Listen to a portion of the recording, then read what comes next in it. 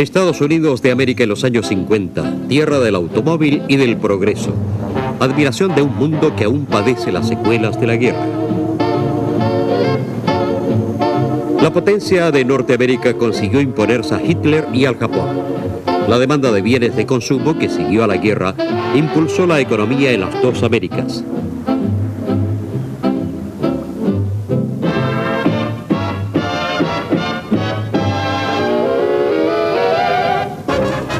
Sao Paulo, floreciente ciudad de Sudamérica. Una Sudamérica como continente del futuro que aspira a competir con el coloso del norte.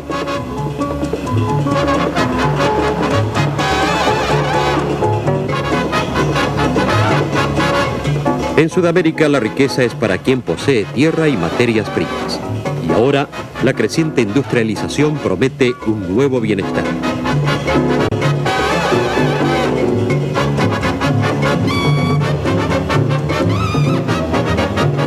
Pero, ¿bienestar para quién?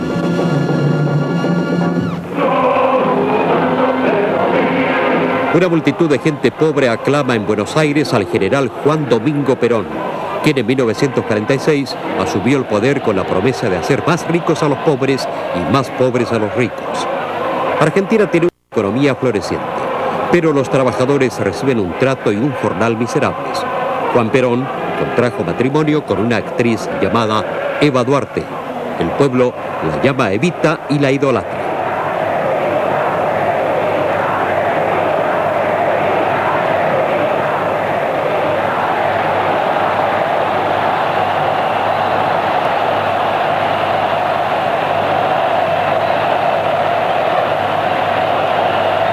Mientras Perón consolida su poder a base de medidas sociales, al estilo de los dictadores europeos, y sube los salarios en un 30, un 40%, Evita viaja por el país y convierte la beneficencia estatal en un donativo personal al pueblo argentino. El tren en el que viaja Evita está lleno de regalos, bonos para ropa, muebles, bicicletas, artículos regateados a la industria, o billetes de 50 pesos que se imprimen a toda prisa.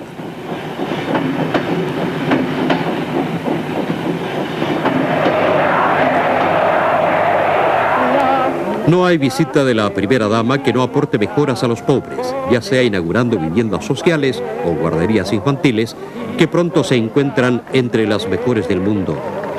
Mientras la Argentina de Perón vive por encima de sus posibilidades, toda oposición es brutalmente reprimida.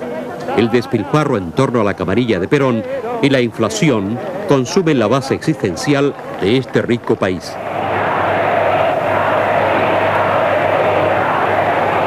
Evita toma la palabra en esta manifestación.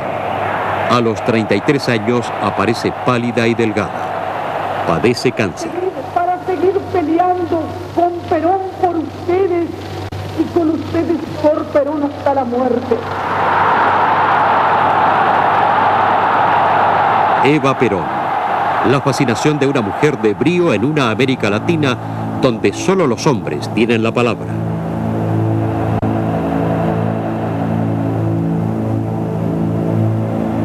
Despedida de Evita. Con la muerte de Evita sucumbe también el experimento peronista. Los pobres que tanto la amaban son nuevamente víctimas de una nueva pobreza.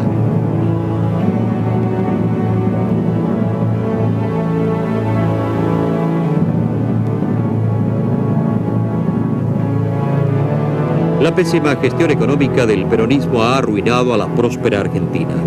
Quedan, sin embargo, grandes logros sociales.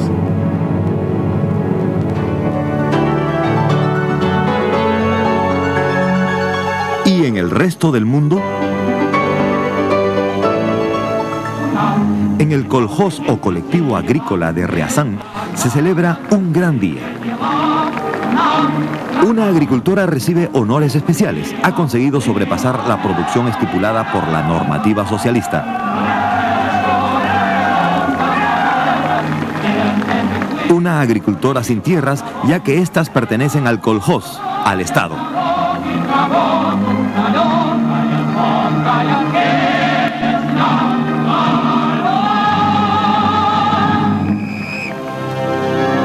¿Cuántas personas caben en un banco? ¿cuántas entran en un 2 caballos? Los estudiantes parisienses se divierten con una Citroneta, el automóvil preferido de los años 50.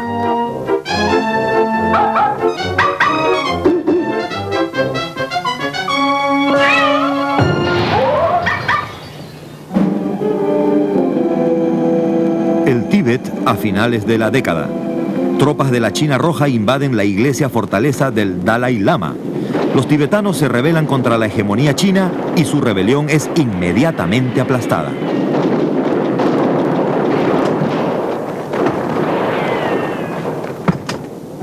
El Dalai Lama huye a India.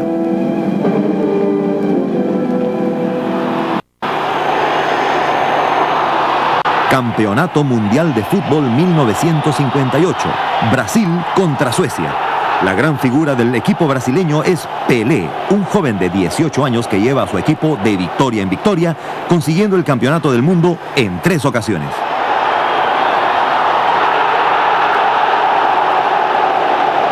Pelé, la perla negra del Brasil.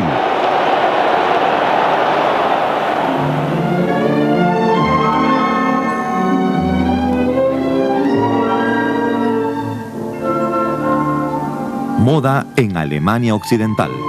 Poco después de la destrucción total en la guerra, las casas de modas como Ostergaard y Schulze Farel hacen su aparición en el mundo de la moda.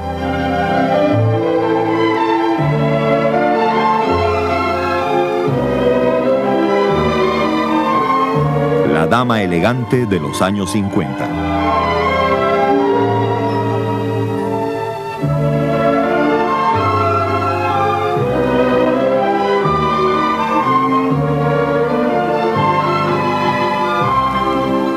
El mundo sigue su curso.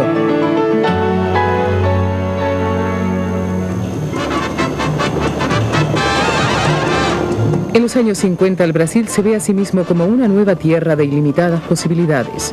Se levantan ciudades como Manhattan del trópico con una arquitectura que refleja la pujanza de estos tiempos.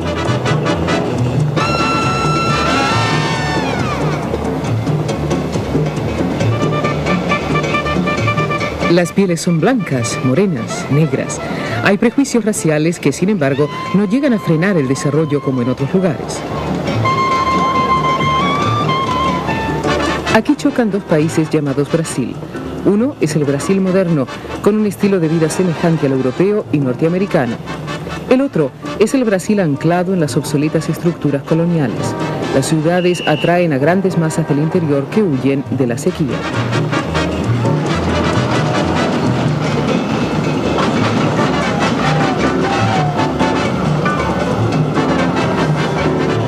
En los años 50, la población de Río crece en casi 1 millón de habitantes.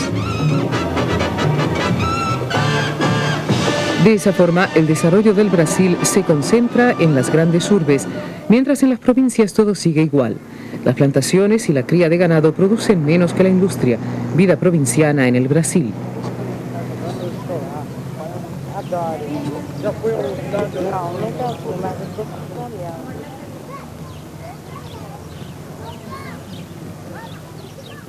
El Amazonas permanece relativamente intacto, ya que las herramientas disponibles no eran aún capaces de alterar seriamente el paisaje. Pero a mediados de siglo la situación cambia.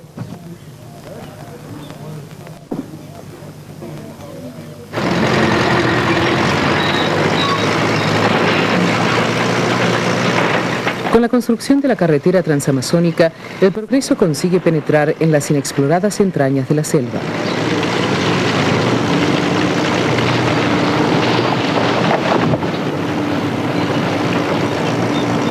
La obtención de materias primas propiciada por la Segunda Guerra Mundial y la coyuntura favorable de los años 50 arrasa trozos de selva cada vez mayores. Ahora va tomando cuerpo la idea del desarrollo del Brasil partiendo del interior.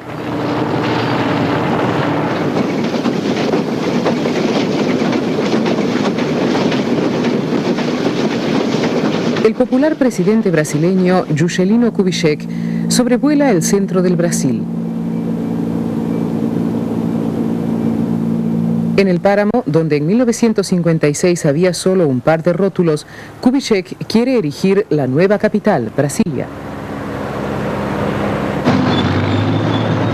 Maquinaria de construcción, cemento, un puente aéreo transporta los materiales a falta de una carretera que lleve al corazón del continente. La mano de obra proviene de las favelas de Río y de Sao Paulo, gentes que buscan aquí su porvenir.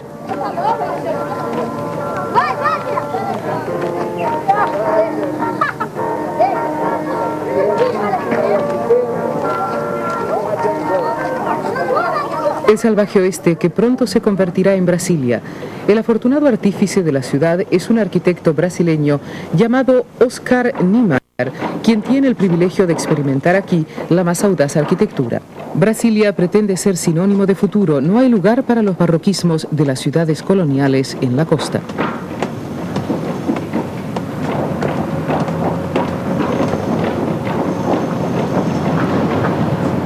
Las futuristas catedrales de hormigón de Niemeyer. En el término de 3 años, Brasilia tiene que acoger al gobierno del país y a los innumerables funcionarios con sus familias.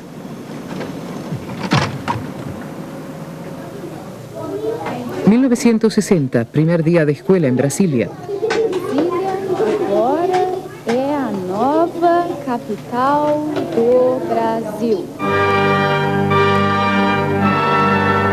Brasilia pretende dar la contraseña para el mundo postcolonial. La dinámica del desarrollo deberá apartarse de la costa con su pasado colonial. El centro será el núcleo de una historia propia.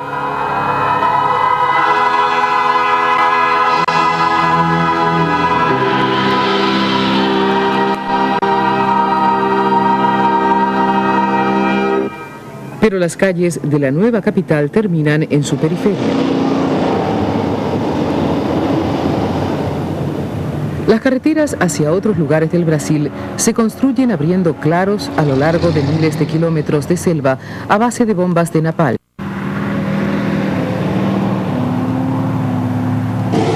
El interior de Norteamérica fue colonizado por el empuje de los pioneros hacia el oeste.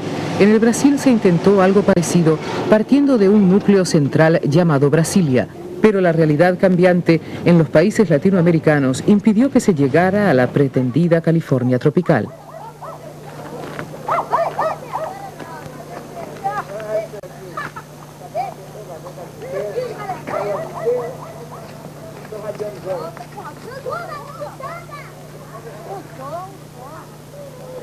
Barrios pobres como este del Perú proliferaron en torno a las capitales latinoamericanas a mitad de los años 50. Las rígidas estructuras de poder impiden con demasiada frecuencia los impulsos democráticos y sociales que trajeron el progreso a Europa y Norteamérica. Los grandes propietarios descuidan sus tierras para invertir su dinero en otro lugar, lo cual provoca la inmigración de millones de campesinos a las ciudades.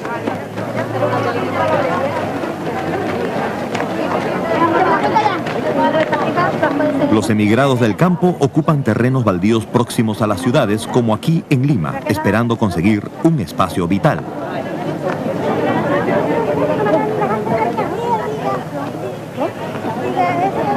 Pero la policía se encarga de desvanecer sus sueños, transportándolos a la realidad latinoamericana.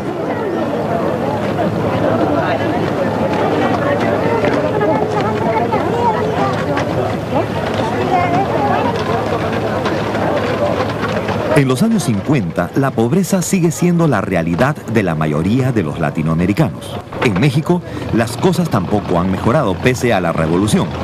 En el Caribe, sin embargo, los núcleos más pobres están fraguando un ataque frontal a las viejas estructuras de poder. Cuba.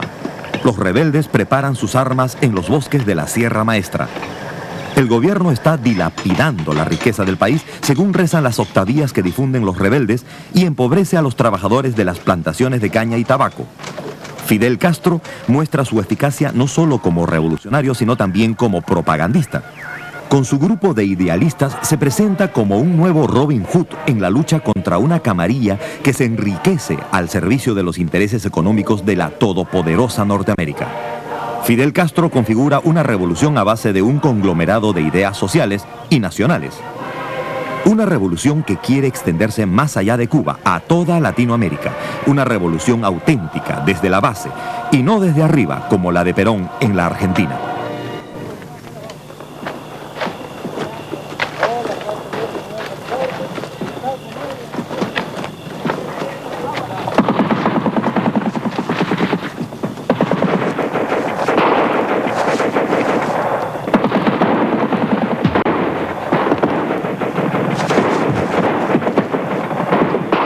1959.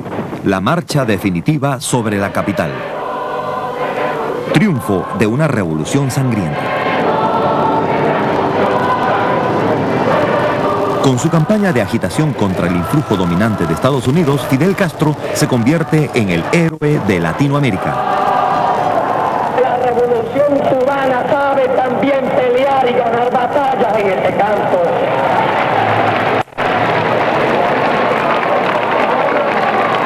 Para consolidar su poder, Castro lleva al país a una dependencia de la Unión Soviética y establece obligatoriamente una hegemonía comunista. Así termina la revolución. Cuba en Latinoamérica y en el norte los Estados Unidos, donde el presidente Eisenhower es el hombre de la década. El querido general vencedor de la Segunda Guerra Mundial gana en 1952 las elecciones presidenciales por el Partido Republicano. Los norteamericanos han tenido que soportar tiempos difíciles. Eisenhower y su mujer Mamie retornan al país a la normalidad.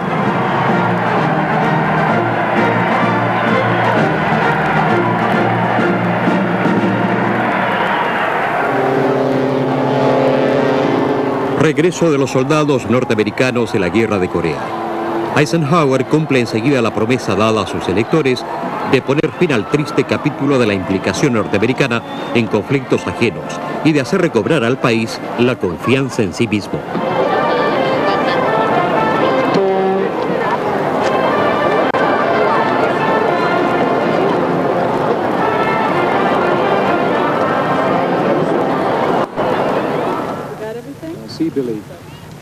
El progreso económico sin precedentes que experimenta Norteamérica se une a los progresos sociales conseguidos en los años 30. Nunca tantos norteamericanos han vivido rodeados de tantas comodidades.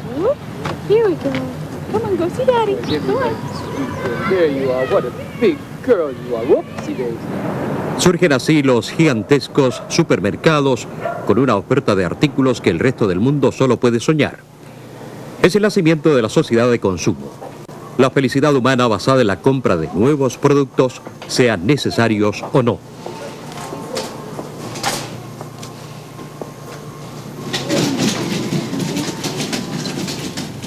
En las interminables urbanizaciones que dispersan la población por toda Norteamérica, el progreso trae consigo otro prodigio. En esta película publicitaria, el esposo va en coche al trabajo. Sí, pero todavía queda en casa otro vehículo. It's a whole new way of life. Now I'm free to go anywhere, do anything, see anybody anytime I want to. It's only good common sense. Con el segundo automóvil doméstico, la libertad da un paso adelante. Ese paso que las mujeres norteamericanas llevan de ventaja a las del resto del mundo.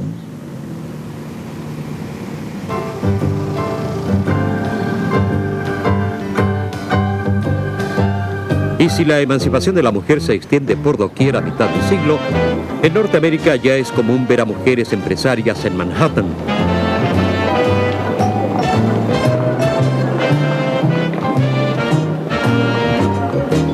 Algunas han conseguido ya acceder a altos puestos empresariales. Pero para la mayoría su carrera termina aquí, como en otros lugares del mundo, cuando no en la cocina, la fábrica o la oficina. Después de la guerra, lo tradicionalmente eficaz experimenta también aquí una convulsión. La movilidad de los norteamericanos abre nuevas posibilidades.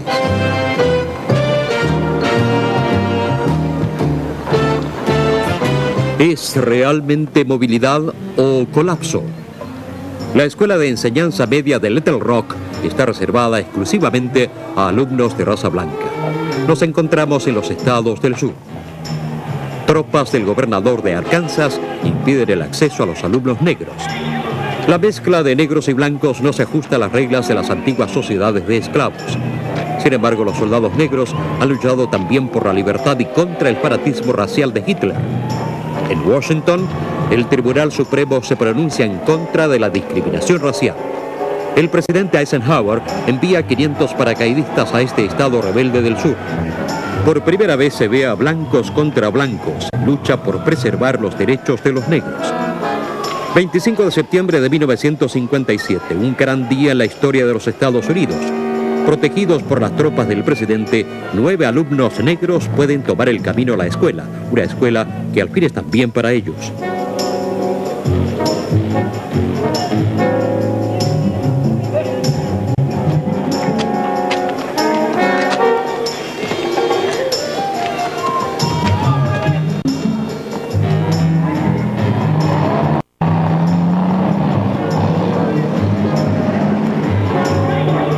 El movimiento de derechos humanos logra acercar a este gran país democrático a sus propios valores. Un momento histórico. Los negros penetran en el bastión de los blancos.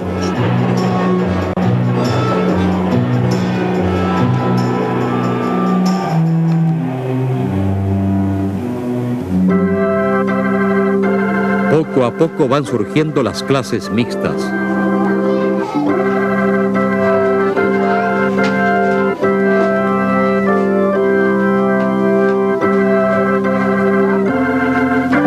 Los negros del sur emprenden ahora un camino que ha sido configurado por la movilidad social de tantos grupos diferentes. Movilidad. Un sistema de vida que en los Estados Unidos conduce a una enorme expansión de los drive-in. El norteamericano ha crecido en el automóvil y por eso no es extraño que quiera tenerlo todo al alcance de la mano, incluso el aire acondicionado de este restaurante especial para automovilistas.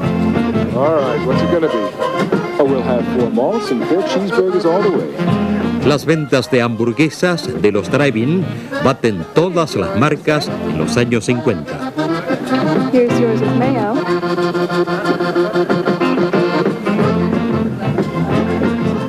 ¿Y por qué no un servicio religioso al alcance del automovilista? La creencia en un mundo mejor convirtió a los primeros inmigrantes en pioneros de un nuevo mundo. Sin los drive-in, sus sucesores verían frenadas sus ansias de progreso.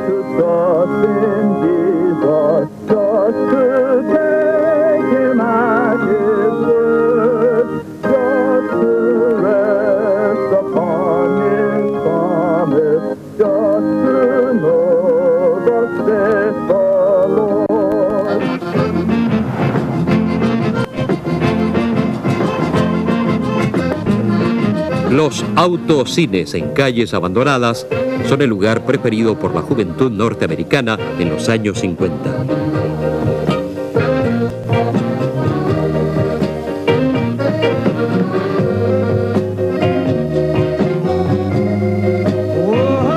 Se dice que sin los drive-in nada funcionaría en Norteamérica. Entre 1945 y 1960 la población norteamericana ha aumentado en 41 millones y el parque automovilístico aún más. El futuro podría verse con optimismo si no fuese por los pocos de pobreza que permanecen aún a la sombra del progreso. Década de los 50. Progreso en el norte. Esperanza en el sur del gran hemisferio americano.